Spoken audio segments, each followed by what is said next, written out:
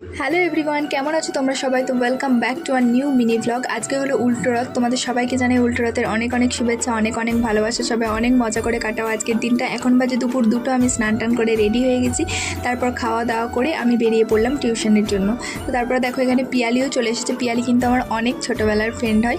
তো তারপর আগের দিনের ব্লগটা যারা দেখেছিলে তারা কিন্তু সবাই মনুকে চেনো। তো তারপর আমরা তিনজনে মিলে চলে এলাম টিউশনে এসে এখানে দেখলাম পিয়ালি কিন্তু অনেক মনোযোগ দিয়ে পড়াশোনা করছে, কিন্তু মনু অ্যাজ ইউজুয়াল ফোন ঘেটে যাচ্ছে।